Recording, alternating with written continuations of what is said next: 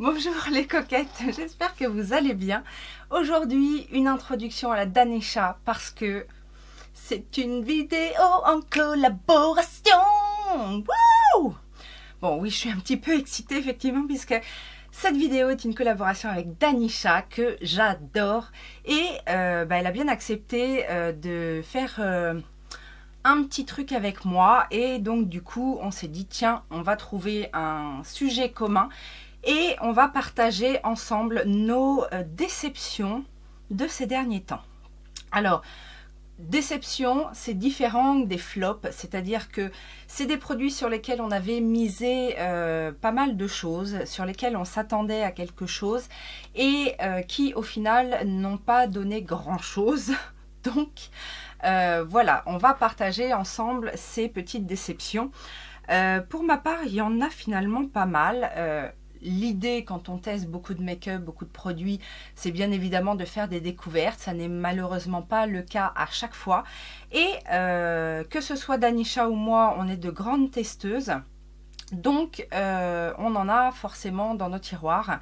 Pas forcément des choses très récentes, mais enfin moi du coup je me suis... alors il y a beaucoup de choses récentes puisqu'effectivement quand on teste un produit et qui ne nous plaît pas, c'est celui qui revient le plus rapidement possible. Mais bon, je me suis rappelé parce que quand même, il faut avouer que la plupart des produits que j'ai testés me plaisent, ou même s'ils ne me plaisent pas, c'est pas complètement une déception, c'est voilà, c'est pas plus que ça, mais c'est pas une déception au point de se dire oh là là là là là là. Plus ou moins déçu. Alors, on va pas forcément dire qu'une déception c'est un mauvais produit.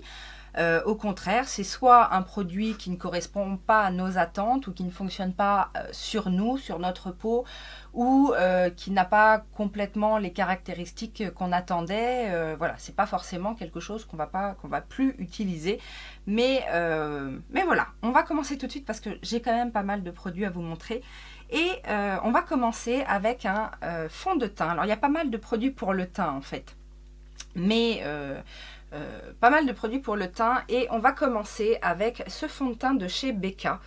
C'est le Skin Love Weightless Blur Foundation.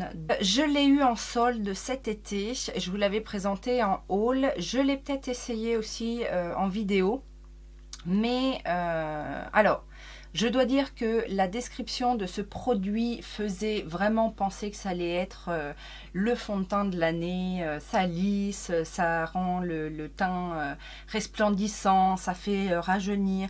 C'est infusé avec un complexe lumineux, un nectar. Enfin, bref, il nous vendait du rêve et en fait, j'ai franchement pas aimé ce produit. Il a rien d'extraordinaire. J'ai pas trouvé qu'il soit ni très couvrant d'une part, ni lissant, ni éclaircissant, lumineux, etc. Bref, très déçue par ce produit. Heureusement que je l'ai acheté qu'en solde parce que si je l'avais acheté plein pot, je m'en voudrais certainement. On reste dans les fonds de teint avec un produit de chez Too Faced. Il s'agit du Pitch Perfect, pareil, que j'avais acheté sur un site anglais. Je voulais absolument tester ce produit et parce que tout le monde en disait du bien. Et je n'ai pas vraiment apprécié, je vous en avais déjà parlé. En fait, j'ai trouvé que le rendu était pas trop mal. C'était pas un mauvais fond de teint en fait à l'application. Mais que je trouvais qu'il me desséchait énormément la peau. Bref, je n'ai pas aimé ce fond de teint à l'utilisation en fait régulière. C'est ce que je disais en fait. Il est joli, il a un joli rendu sur le visage. Il a un effet légèrement mat enfin, ça se passe bien en fait au niveau de la peau sur le jour J, mais en fin de journée je sens ma peau qui tiraille et si je l'utilise plusieurs fois de suite, je vois vraiment que ma peau est déshydratée. Donc ça c'est une déception parce que c'est du Too Faced et que tout le monde en disait du bien. Donc voilà. J'ai eu l'opportunité de tester ce fond de teint de la marque Dr Pierrico. Alors je l'ai eu en test sur le site Beauté Test. J'avais été sélectionnée pour tester ce fond de teint. Et en fait je m'étais inscrite sur le test parce que j'avais beaucoup aimé le sérum de teint. de la même marque. Et là, du coup, c'était le voile de teint effet peau nue aux poudres à effet flouteur.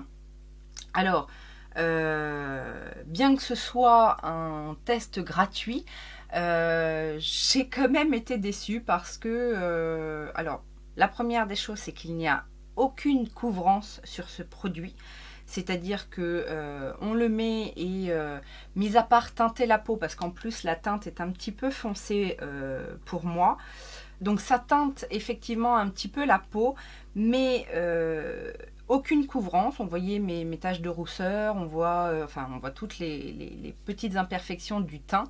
Et en plus, ça n'a pas du tout un effet flouteur. C'est-à-dire que aux poudres à effet flouteur, faut chercher. En fait, quand j'ai appliqué ce produit-là, je l'ai utilisé à plusieurs reprises, de plusieurs manières, au doigt, au pinceau, au beauty blender. À chaque fois, c'est le même résultat. Aucune couvrance, rien du tout. Comme si on avait juste mis une couleur sur le visage. Voilà, légèrement en transparence, mais voilà, un petit teint orangé. Que on n'aime pas du tout. Donc ça, je ne recommande pas du tout de chez Dr Pierrico. Le dernier fond de teint qui m'a déçu, il s'agit du Even Better Glow de chez Clinique. Donc moi, j'ai un petit format comme ceci que j'avais acheté, un format voyage que j'avais acheté sur fil unique, je crois, justement pour le tester. J'aime assez le Even Better classique et donc je me suis dit, moi qui aime bien le teint un peu lumineux, je vais tester le Even Better Glow. Et bien c'est pareil, il n'y a aucune couvrance et le glow, non, je cherche encore en fait.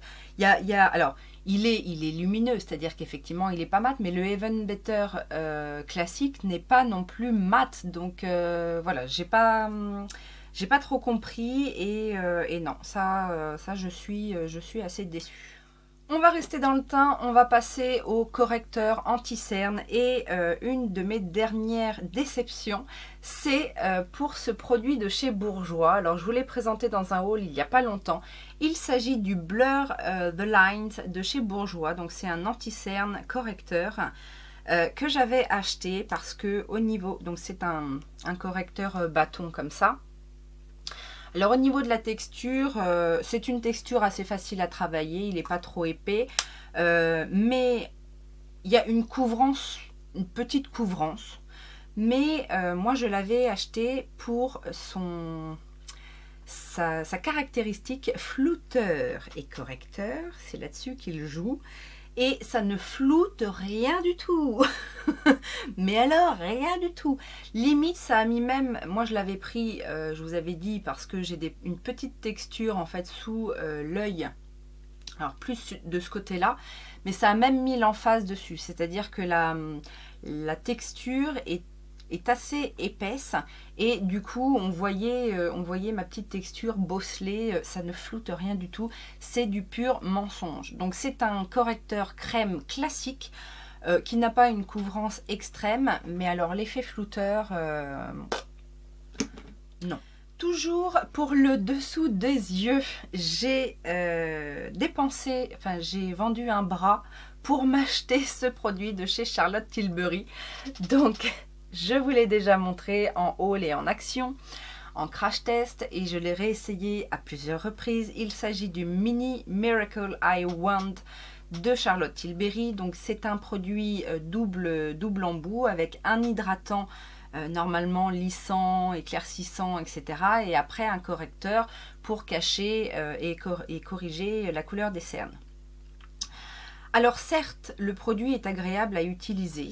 Le côté hydratant va effectivement mettre une couche supplémentaire si vous avez le contour des yeux déshydraté. C'est pas mal de mettre ça en dessous, un correcteur pour pas que le produit file dans les rides, enfin que ça dessèche en tout cas le contour des yeux. Mais alors, je n'ai vu aucun miracle. La baguette magique miracle du contour des yeux, je cherche encore la magie, je cherche encore le miracle. C'est-à-dire qu'il n'y a rien, sauf que la couleur est assez claire et donc du coup vient effectivement illuminer. Mais au niveau du produit avant, là, l'espèce de primer, ça ne fait rien, ça ne lisse pas, ça doit juste hydrater, mais en tout cas, moi, je vois pas vraiment de différence entre ça et un correcteur classique.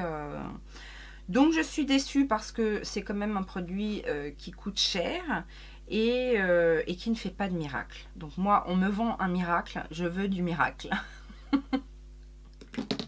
Au niveau du teint, j'ai quelques produits sur lesquels j'ai été déçue. Je vous en ai déjà parlé. Il s'agit en fait des Light Sticks de chez Colourpop. Donc que ce soit les blushs ou les highlighters. Moi j'avais pris un lot comme ça, donc avec 2 blushs et un highlighter. Je vous ai déjà dit, les blushs ne tiennent pas sur moi. J'ai tout essayé, je les ai posés directement comme ça, estompés au doigt, estompés au Beauty Blender, posés au stippling brush. J'ai tout essayé, ça ne tient pas. J'arrive à un moment donné à avoir une couleur, mais ça reste pas. Et même si je poudre, même si je mets du spray fixant, ça ne reste pas. Je n'arrive pas à garder de la couleur avec ces blushs. Alors je sais justement que Danisha les aime beaucoup, mais moi j'arrive pas à les faire tenir. Alors effectivement, quand on les swatch comme ça, on a l'impression que la texture n'est pas très grasse. Mais cela dit, moi, quand je l'estompe, je trouve que ça se barre quand même assez vite. Et puis surtout, ça reste pas. Donc, j'arrive pas à faire fonctionner ces trucs sur ma peau. C'est très décevant pour du Colourpop parce qu'en plus, les couleurs sont très jolies. Et puis, l'highlighter. Alors, l'highlighter, je l'aime un petit peu plus. Mais c'est un peu le même problème. En fait, il a tendance... La texture est un petit peu plus fine. Mais je sais pas si vous allez voir le rendu. Mais c'est surtout qu'il est très pailleté, quoi. Donc, à la limite, je suis moins déçue de l'highlighter que des blushs. Mais voilà, je mets le trio dans mes déceptions parce que vraiment j'aime beaucoup les blushs crème, les blushs en stick comme ça, j'aime beaucoup et ceux-là m'ont déçu. Donc sachant que j'en ai testé d'autres sur la même période, je vous avais parlé du NYX, je vous avais parlé des Kiko, ceux-là fonctionnent à merveille, donc voilà, là je suis un petit peu déçue. Dans le même genre de produit, je cherche encore l'intérêt du produit de chez NYX qui s'appelle Dose of Dew. Donc c'est un gloss pour visage. Je l'avais crash testé avec vous, je crois. Et vous avez été quelques-unes à me dire que vous aviez ce produit-là et puis que effectivement ça ne servait pas à grand-chose. Donc c'est un stick un petit peu, on pourrait croire que c'est un highlighter. Oui, ça fait un petit effet mouillé. Alors là, vous n'allez pas voir grand-chose. Ça fait un petit effet mouillé, mais déjà d'une, ça reste pas. Et puis, c'est pas... Là, si on en met une tonne, ça se voit un petit peu, mais... Enfin, j'ai pas non plus envie de m'en mettre une tonne sur le visage. Et c'est pas dit que ça reste en plus... toute la journée, donc je ne vois pas l'intérêt de ce produit-là. Et d'ailleurs, quand j'avais testé ce produit-là, je vous avais parlé d'un autre produit de chez NYX. Ça, c'est pareil, ça a été une catastrophe quand je l'ai acheté. Vous savez, à un moment donné, c'était très à la mode de faire genre un espèce de smoky et avec un effet glossé. Ça, c'était... moi, j'avais vu beaucoup ça avec les sœurs Chapman. Linda Alberg aussi fait des fois ce genre de choses. Et je m'étais dit, tiens, NYX fait un produit exprès pour ça, Eye and Face Gloss. Donc ça s'appelle Sheen Spirit. C'est un petit crayon comme ça avec un embout. Voilà, c'est un petit tube en fait. Jusque là tout va bien. Sauf que donc on a le produit qui sort. On le prend au doigt et on le pose. Alors effectivement, le rendu, vous voyez, voilà, il y a un petit effet gloss, mais ça ne marche pas. Ça ne marche pas. Si c'est un phare, poudre, ça fait un amas, ça crise, c'est la crise. Non, c'est pas possible, ça ne tient pas. Moi, je me suis dit, c'est un produit fait exprès, donc ça doit être bien compact, mais ça ne tient pas, mais même pas un quart d'heure, quoi, parce qu'on pourrait se dire, oui, c'est bien pour faire une photo et tout, mais non, même pas. Ou alors, faut être comme ça, faut pas bouger jusqu'à ce qu'on prenne la photo, quoi. Et encore, donc non, ça, non. Alors, je crois que justement, Linda Alberg en a fait un produit comme ça, pour rendre glossy les ombres à paupières. Je sais que c'est pas un produit très répandu, donc, mis à part quand on est make-up artiste et qu'on doit faire ce genre d'effet, c'est très très rare de voir quelqu'un maquillé comme ça pour tous les jours.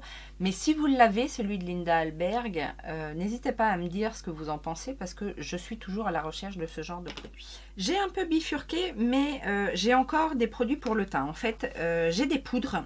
Alors, la première, c'est une poudre de chez Revolution Pro, de la gamme Pro. Vous savez, cette gamme là, un petit peu, l'une des dernières gammes Pro qu'ils ont sorties, qui était une belle collection d'ailleurs.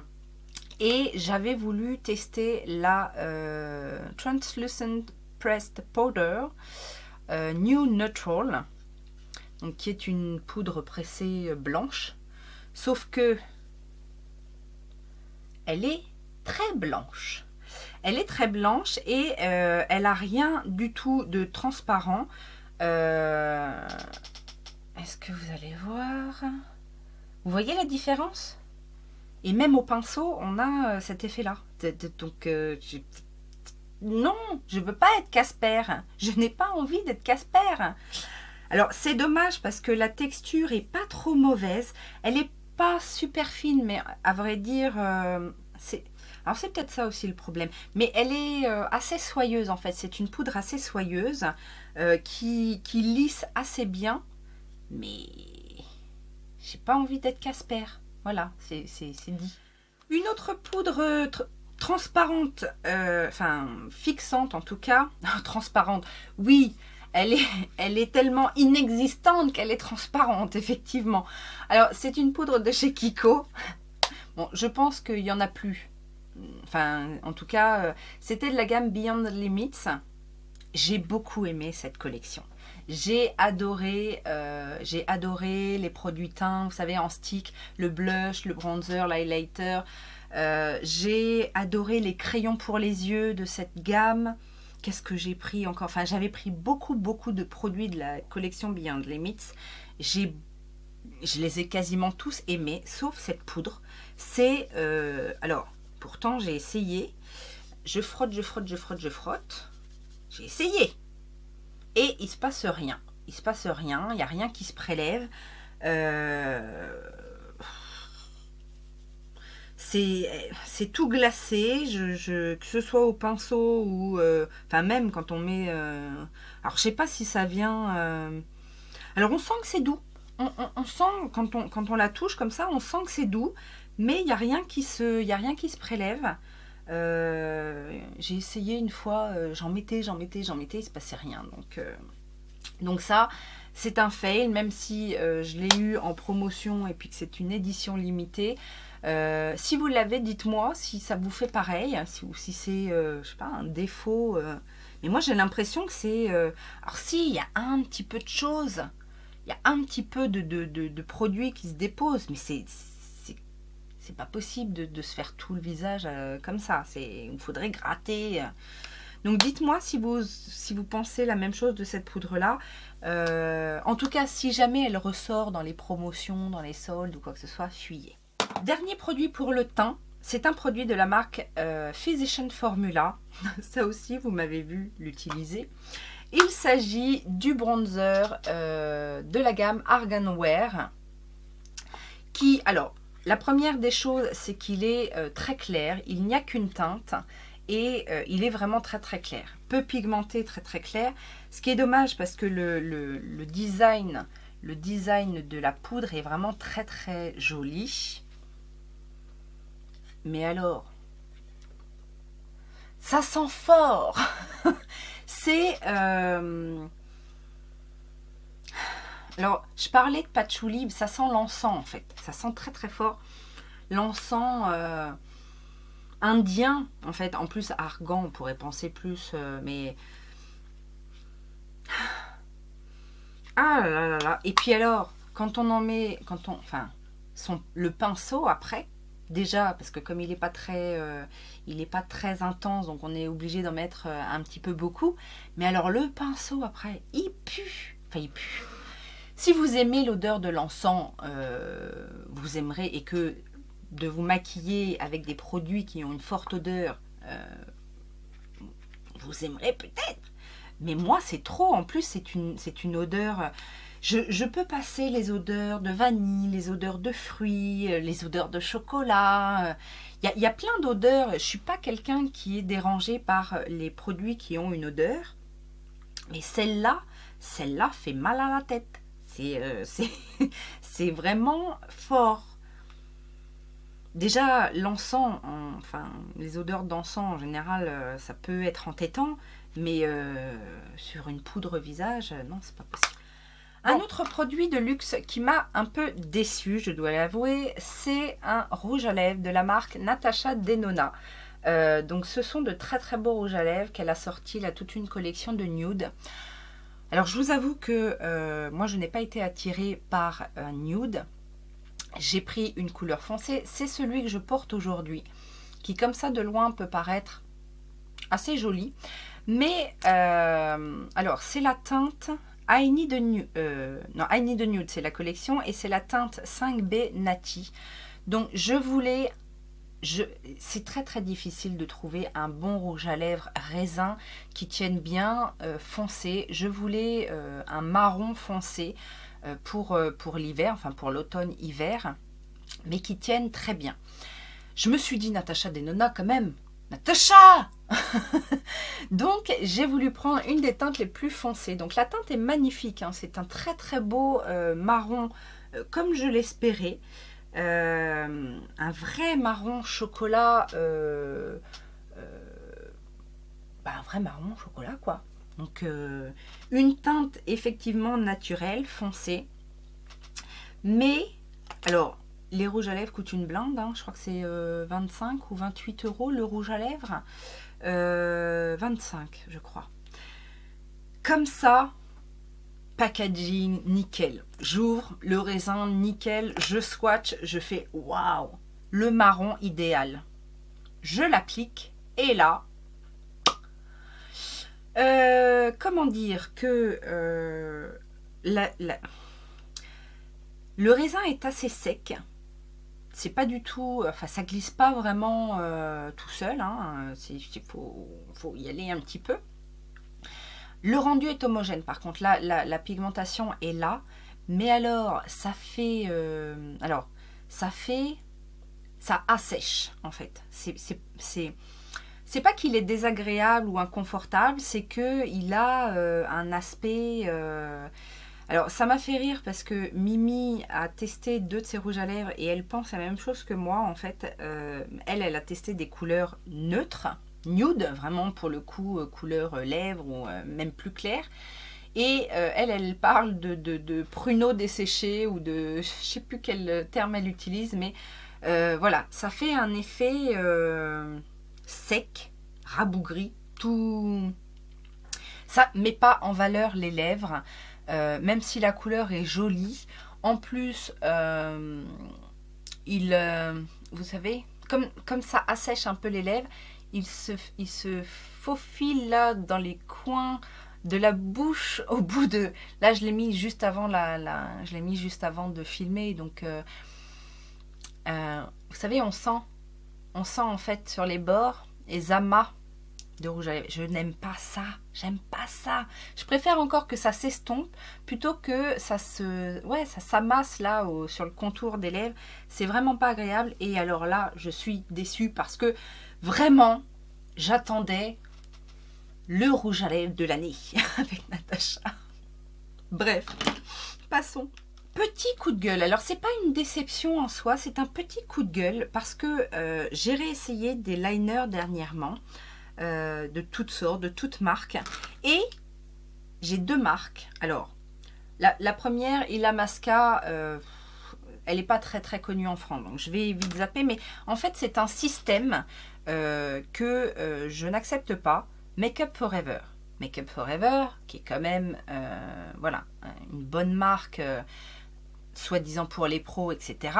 Je prends leur aqualiner et tous, j'en ai plusieurs, tous me font la même chose, c'est-à-dire que déjà, ils sont durs à ouvrir et quand vous l'ouvrez, vous avez le truc qui part avec, en fait là, vous avez le système qui retient en fait je sais pas si on peut appeler ça un suceur, mais voilà, l'espèce de suceur qui est censé essorer votre liner.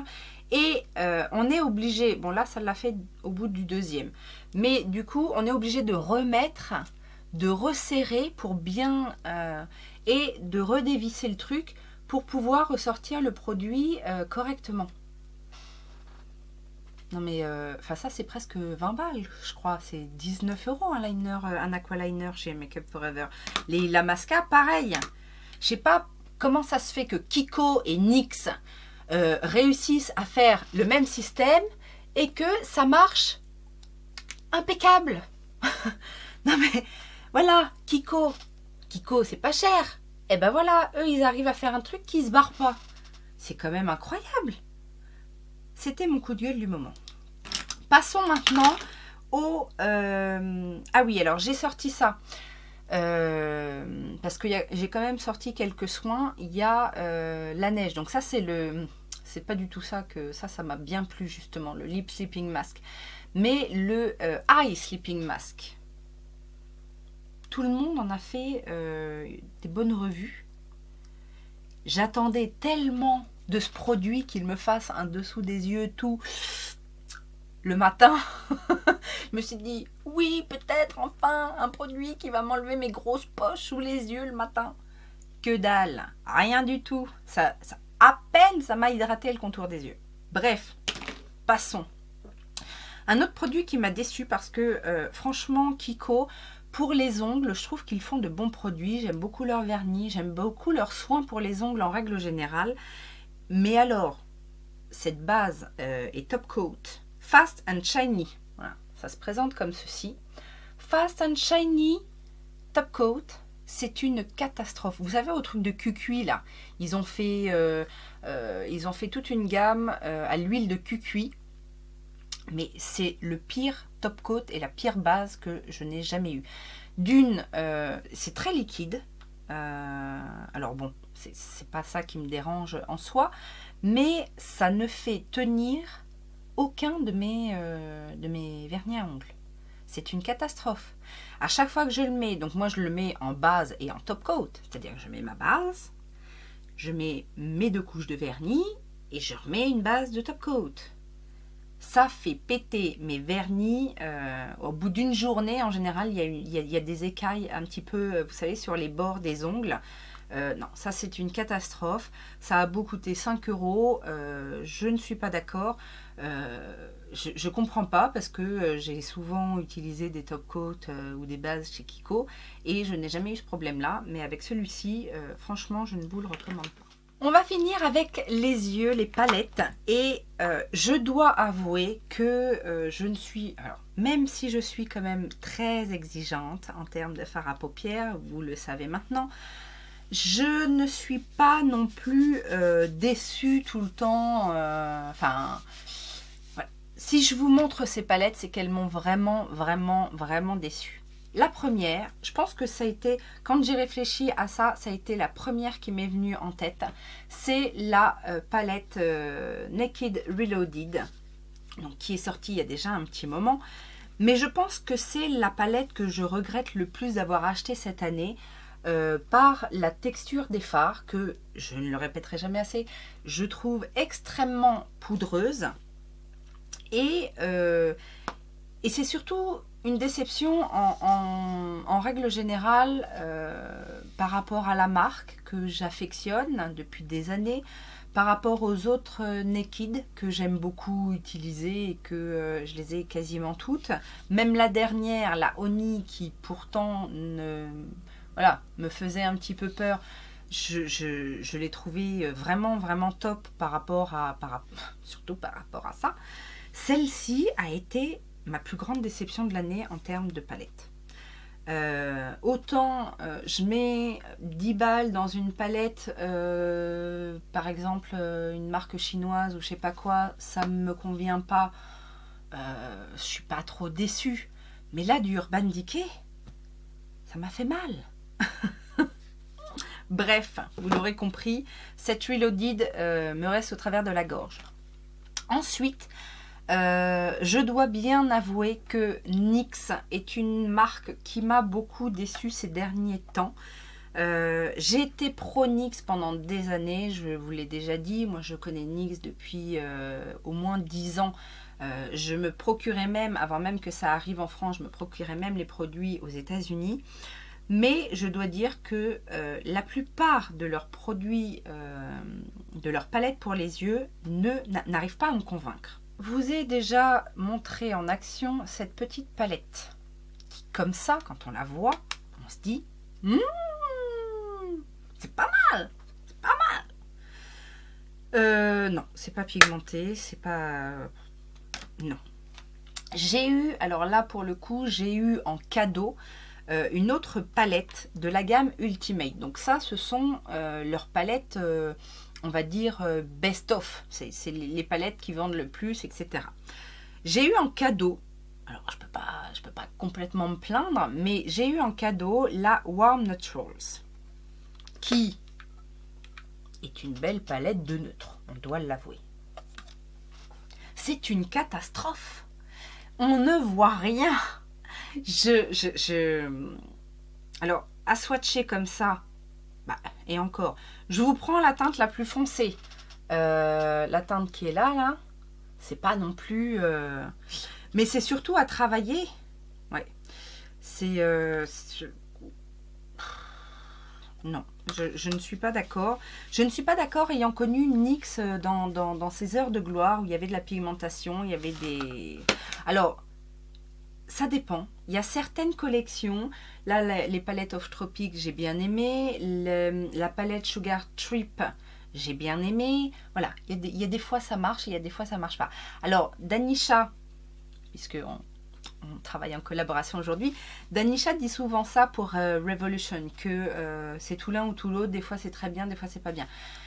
Alors NYX c'est pareil, sauf que NYX c'est quand même pas le même prix. Même si on met NYX dans la catégorie des petits prix, je suis désolée, mais leurs palettes, elles sont pas si bon prix que ça. On a facilement, mis à part celles-là sont vendues, je crois, 5,90 ou 6,90, quelque chose comme ça. Mais sinon, après, on est dans une gamme de prix.